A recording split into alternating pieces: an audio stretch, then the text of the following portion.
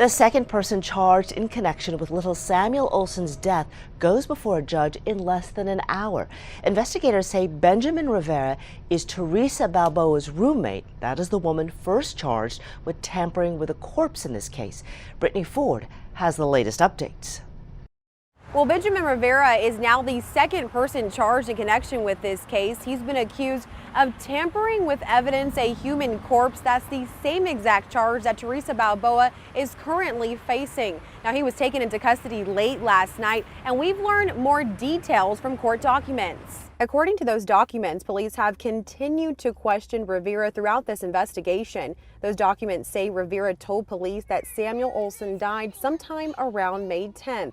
Those documents go on to allege Balboa and Rivera coordinated to hide the body after their apartment maintenance was scheduled to visit their unit. Now, it was nearly 2 weeks before he was reported missing. Those documents also talk about text messages between Rivera and Balboa discussing the plan to move the body from their apartment to a storage unit. Now, Rivera is expected to face a judge this afternoon. A lot of you at home have been asking about Samuel's father. Prosecutors have not released any other information about their investigation at this time. I also want to mention that no one has officially been charged for killing Samuel just yet.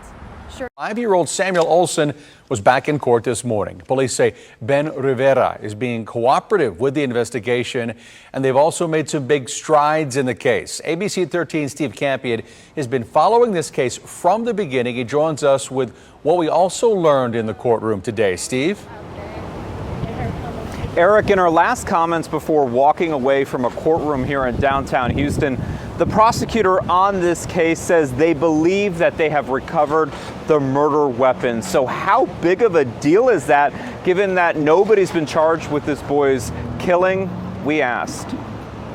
Your news is getting a big, big bang. 5-year-old Samuel Olson died from blunt head trauma, according to the ME's office.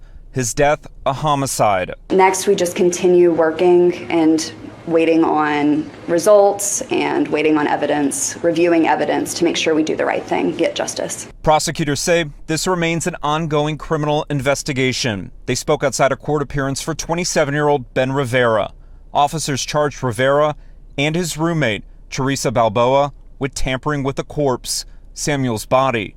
So far, no one faces a murder charge. We do believe that we may have located the murder weapon, and so we'll be doing additional testing in order to ensure that we're on the right track with that. Steve, how important is having a murder weapon?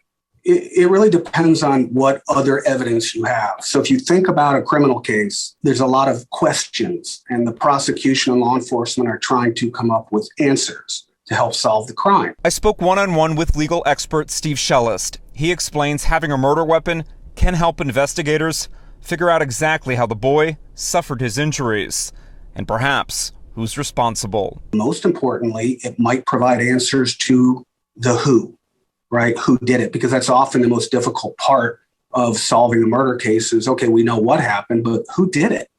And when you find a murder weapon, it may have evidence on it. It may have DNA. It may have fingerprints.